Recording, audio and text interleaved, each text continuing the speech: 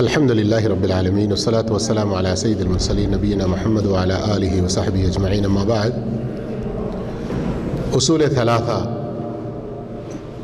تین بنیادی باتیں، اس میں ہم دوسری جو بنیادی بات ہے آپ کا دین کیا ہے، اس کی کچھ تفصیلات جان رہے ہیں۔ تو اصول ثلاثہ کے آج 13ویں سبق میں اسلام کے 5 ارکان میں سے پہلا رکن لا الہ الا اللہ محمد الرسول اللہ، لا الہ الا اللہ کے بارے میں، اس کی دلیل، اس کا صحیح معنی، اس معنی میں جو 2 رکن ہیں وہ، اور لا الہ الا اللہ کی تفسیر قرآنی آیات کی روشنی میں ہم سن چکے ہیں نا؟ یاد ہے آپ بھائیوں کو؟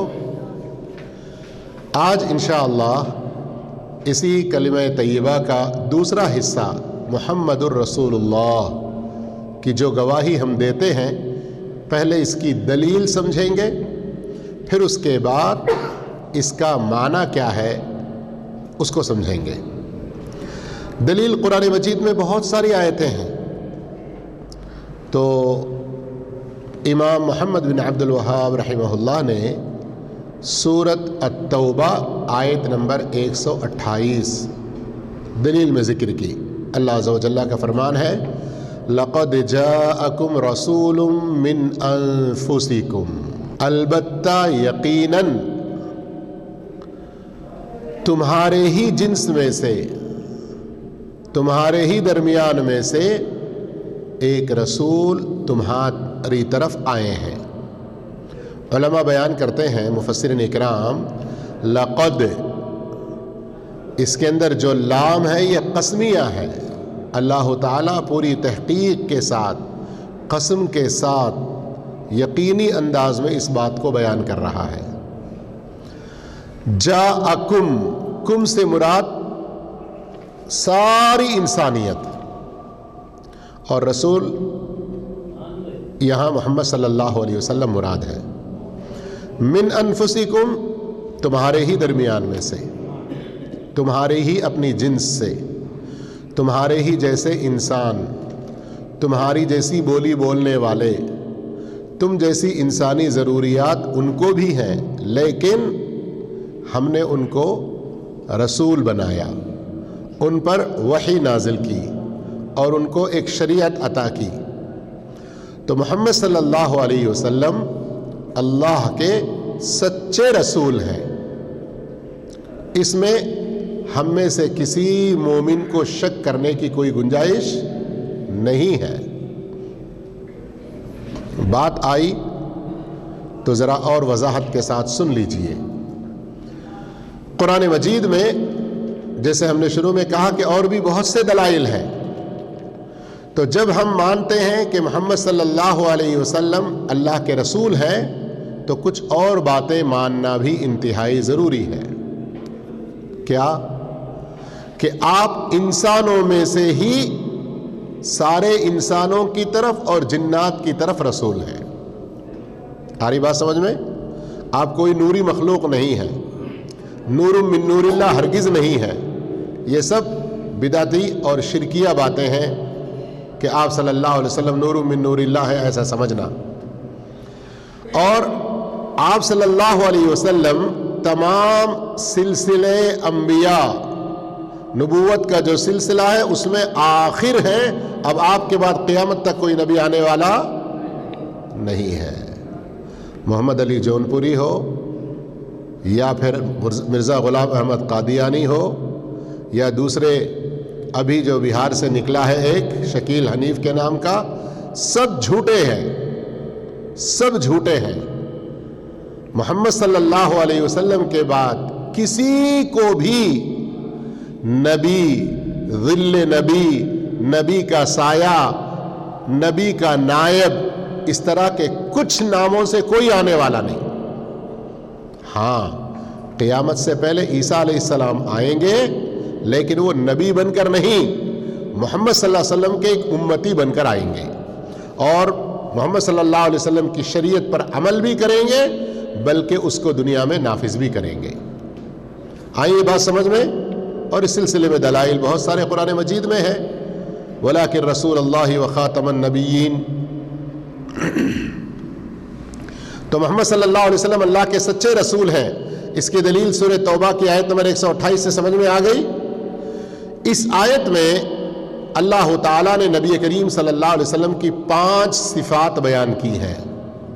من انفسکم 1، عزیز علیہ ما عنتم 2، حریص علیکم 3، رؤوف 4، رحیم 5. مومنین کے حق میں آپ بڑے ہی مشفق اور بڑے ہی مہربان ہیں، اور لوگوں کے مشقت اور تکلیف میں پڑنے کو بہت زیادہ ناگوار محسوس کرتے ہیں.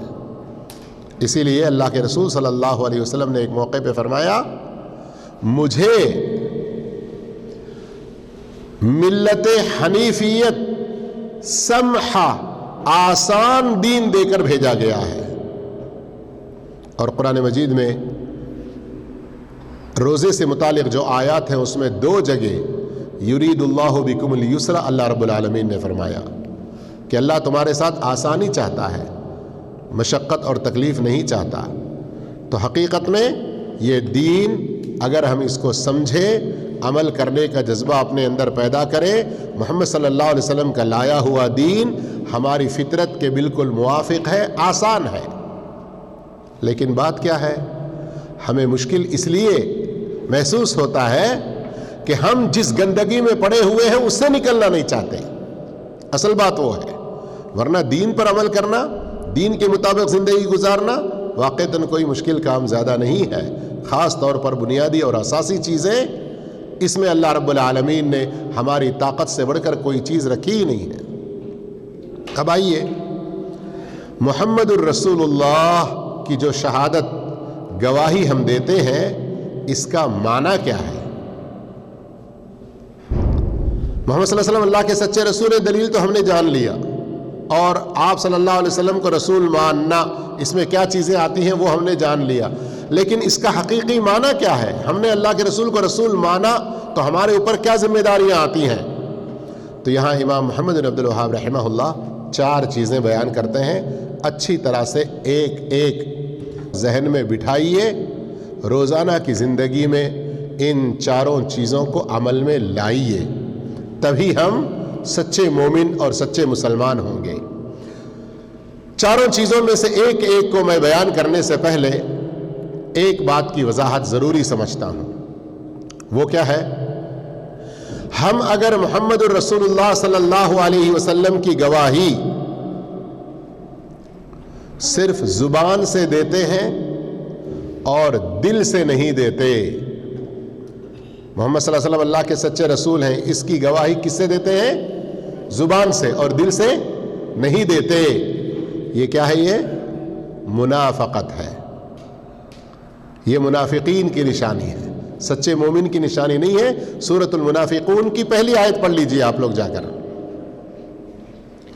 اگر کوئی آدمی دل سے تو سچا مانتا ہو لیکن زبان سے اقرار نہیں کرتا، عملی طور پر آپ صلی اللہ علیہ وسلم کی اطاعت و فرمانبرداری نہیں کرتا، تو بھی وہ ماننے والا نہیں ہے، اس کے لیے بھی جہنم سے نجات نہیں ہے.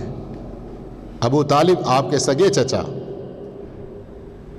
بچپن سے محمد صلی اللہ علیہ وسلم کے بچپن سے لے کر ابو طالب کی اپنی وفات تک، یعنی اللہ کے رسول صلی اللہ علیہ وسلم کی عمر تقریباً 50 سال 53 سال پہنچنے تک اپنی اولاد سے زیادہ آپ سے محبت کی، چاہا، بلکہ آپ کے دین کو سچا بھی سمجھتے تھے دل سے. ایسے اشعار موجود ہیں، ابو طالب شاعر بھی تھے. ایسے اشعار موجود ہیں کہ ابو طالب کہتے ہیں مجھے میری قوم کی ذلت اور ان کی عار اور ان کی رسوائی کا یہ درد نہ ہوتا تو میں بھی مبیناً واضح طور پر ان کی نبوت کا اعلان کر دیتا کہ اللہ کے رسول سچے رسول ہیں. میں یہ زبان سے اقرار کرتا اور واضح کرتا. ایسا کہتے ہیں اپنے اشعار میں. یعنی دل سے وہ مانتے تھے لیکن زبان سے اقرار کیے تو کچھ فائدہ پہنچا ان کو؟ دلی اقرار. اب ہم اگر سچے مسلمان بننا چاہتے ہیں، سچے مومن بننا چاہتے ہیں، تو ہم یہ کھیل چھوڑ دیں. نہیں، دل میں میرا ایمان ہے، اور عملی طور پر زیرو ہیں. زبان سے بہت کہتے ہیں، اس کے مطابق دل میں نہیں ہوتا. اب آئیے ہم ان 4 چیزوں کو جانتے ہیں جس کے ذریعے ہم ان چاروں کو مانیں گے، تبھی اللہ کے رسول کو سچا رسول ماننے والا اور ہم پکے مسلمان ہو سکتے ہیں. اور یاد رکھیے، لا الہ الا اللہ کو آپ کتنا ہی مان لیں، شرک سارا کچھ چھوڑ دیں، محمد رسول اللہ کو جیسے ماننے کا حق ہے ویسا نہ مانے تب بھی کامیابی نہیں ہے. اب آپ صلی اللہ علیہ وسلم کو ماننے کے 4 تقاضے ہیں.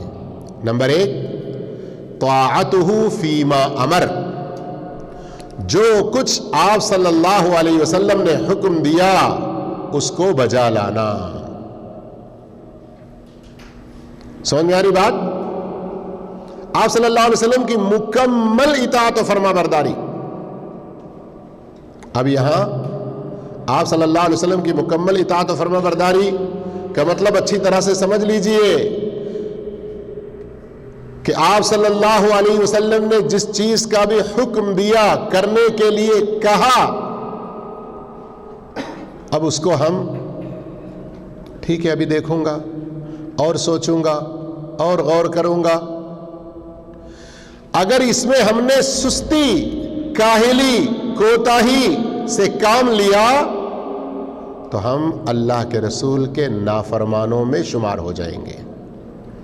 اور قرآن مجید میں کئی جگہوں پر اللہ تعالی وَمَن يَعْصِ اللَّهَ وَرَسُولَهُ، جو اللہ کی اور اس کے رسول کی نافرمانی کرے اس کے لیے بہت سخت دھمکیاں دیتے ہیں. تو یہ آپ صلی اللہ علیہ وسلم جس چیز کا بھی حکم دے اس کو بجا لانا. اور کیسا بجا لانا؟ پورے اپنے دل کی سچائی کے ساتھ. اور رسول اللہ صلی اللہ علیہ، دوسری چیز تصدیقہ فیما اخبر، آپ صلی اللہ علیہ وسلم نے جو کچھ خبر دی، جو کچھ بتلایا، اس کو سچ جاننا. گزرے ہوئے زمانوں سے متعلق کوئی باتیں آپ نے بتائیں، غیبیات میں سے کوئی باتیں بتائیں، اللہ کے اسماء و صفات کے بارے میں، جنت و جہنم کے بارے میں، گزری ہوئی قوموں کے بارے میں، یا پھر آنے والے مستقبل میں چیزوں کے بارے میں، جو کچھ آپ نے خبر دی بالکل سچ جاننا. صحابہ اکرام کا کیسا ایمان تھا، اللہ اکبر. مثالیں بہت ساری ہیں لیکن وقت ساتھ نہیں دے گا. میں ایک مثال ذکر کرتا ہوں. اللہ کے رسول صلی اللہ علیہ وسلم نے عیسیٰ علیہ السلام کے قیامت سے پہلے اس دنیا میں نازل ہونے کا ذکر فرمایا. صحیح حدیث سے یہ بات ثابت ہے، اور اس حدیث کو کئی صحابہ نے روایت کیا. محدثین بتلاتے ہیں کہ متواتر روایت ہے. ان میں سے ایک حضرت ابو ہریرہ رضی اللہ تعالی عنہ بھی ہے. کیا کہتے ہیں وہ؟ الصادق المصدوق، الصادق المصدوق، وہ نبی اور اس رسول نے ہمیں یہ خبر دی جو بذات خود سچے ہیں، فطرت کے سچے، اپنی بات کے سچے، اخلاق کے سچے. اتنا ہی نہیں، المصدوق، اللہ کی طرف سے بھی آپ کی سچائی کی ڈگری دی گئی. غور کیجئے، اللہ کے رسول گزری ہوئی جو باتیں، آنے والی جو باتیں، جو کچھ آپ خبر دے رہے ہیں، صحابہ کو کس قدر پختہ ایمان و یقین تھا. اتنا ہی نہیں، اللہ کے رسول نے آنے والے دنوں کے بارے میں جو خبر دی وہ یقیناً ہو کر رہے گا. کتنا یقین تھا؟ حدیث میں آتا ہے ابو ہریرہ اپنے شاگردوں کو یہ حدیث سناتے ہیں تو کہتے ہیں فمن لقیہ منکم فلیقرئہ منی السلام، عیسیٰ علیہ السلام سے تم میں سے جو ملاقات کرے ان کو میرا سلام پہنچائے، ان کو میرا سلام پہنچائے. غور کیجئے، کب آئیں گے یہ تو نہیں بتانا، لیکن اللہ کے رسول نے بتایا کہ عیسیٰ علیہ السلام آنے والے ہیں. اب اس حدیث کو اللہ کے رسول سے ابو ہریرہ رضی اللہ عنہ نے ڈائریکٹ سنا، اپنے شاگردوں کو سنا رہے ہیں، تو اللہ کے رسول کی بات پر کتنا یقین اور کتنی سچائی کے ساتھ اعتبار. کہتے ہیں کہ تم میں سے جو عیسیٰ علیہ السلام سے ملے تو کہنا کہ ابو ہریرہ نے تمہیں سلام کہا ہے. اللہ اکبر. اب آج ہمارے مسلمان، یہ حدیث اگر بخاری میں رہی تو کیا ہوا، یہ حدیث مسلم میں رہی تو کیا ہوا. اور بعض لوگ اپنی عقلی گھوڑے ایسے دوڑاتے ہیں کہ الامان والحفیظ. بعض تفسیروں کے اندر لکھا ہوا ہے کہ اگرچہ کہ یہ حدیث صحیح بخاری میں ہو لیکن ہم اس کو نہیں مان سکتے. نعوذ باللہ. یہ انکار حدیث کی طرف بات جاتی ہے. یہ تصدیقہ فیما اخبر، اللہ کے رسول صلی اللہ علیہ وسلم نے جو کچھ خبر دیا اور وہ صحیح سند سے ثابت ہے، اور ہم اس کو اپنی عقلی گھوڑے دوڑا کر جھٹلانے کی کوشش کریں. نہیں، بات تو اللہ کے رسول نے کی ہے، اب ہم تو انکار نہیں کر سکتے، لیکن یہ آج کے حالات کے اعتبار سے ذرا فٹ نہیں دکھ رہی. ایسا کچھ کہتے ہیں، شوشے چھوڑتے ہیں لوگ. یہ بھی حرام ہے، جائز نہیں ہے. اس لیے کہیں کوئی بھی حدیث پڑھتے ہوئے اور خاص کر سند سے صحیح ثابت ہو، حدیث کی مستند کتابوں میں ثابت ہو، اگر ہمیں کچھ سمجھ میں نہ آئے خاموشی اختیار کریں، اللہ سے سچے ایمان کا سوال کریں اور پختہ علم والے لوگوں سے رابطہ کریں. یہ نہیں کہ گروپوں میں ڈال دیا، ادھر شیئر کر دیا، ادھر شیئر کر دیا، کس طرح سے پڑھا ہے، یہ کیسے ہو سکتا ہے. تو یہ تحقیق کا راستہ نہیں ہے. تحقیق کا راستہ یہ ہے کہ آپ پختہ علم والے لوگوں سے ملیں، کسی بھی طرح سے ملنے کے جو بھی اسباب ہوں، پھر ان کے سامنے اس بات کو ذکر کریں اور ان سے معلومات لیں. تیسری چیز، وَاجْتِنَابُ مَا نَهَى عَنْهُ وَزَجَرَ. اللہ کے رسول صلی اللہ علیہ وسلم نے جس چیز سے روکا ہے، ڈانٹا ہے، اس سے بالکل دور رہنا. پہلی چیز یاد ہے، طاعتہ فیما امر، آپ صلی اللہ علیہ وسلم جس بات کا حکم دے اسے بجا لانا. دوسرا، جو کچھ آپ نے خبر دی اس کو سچ ماننا. تیسرا، جس چیز سے آپ نے روکا اور ڈانٹا اس سے رک جانا. اس سلسلے میں بھی دلائل بہت سارے ہیں. مشہور آیت وما آتاکم الرسول فخذوہ وما نہاکم عنہ فانتہوا. اور چوتھی بات ہے وَأَلَّا يُعْبَدَ اللَّهُ إِلَّا بِمَا شَرَعَ. آپ صلی اللہ علیہ وسلم نے جو طریقہ بتایا اسی کے مطابق اللہ کی عبادت کی جائے. اب اگر کوئی اللہ کی عبادت کے لیے اپنے کوئی طریقے اپناتا ہے، اپنے کوئی اوقات سیٹ کرتا ہے اور اپنی طرف سے اس کی کوئی فضیلتیں جھوٹی بیان کرتا ہے، پھر وہ اللہ کے پاس سخت پکڑا جائے گا اور اس کی عبادتیں اس کے منہ پہ مار دی جائیں گی. من عمل عملا لیس علیہ امرنا فہو رد. میں نہیں کہہ رہا ہوں اس کے منہ پہ ماری جائیں گی.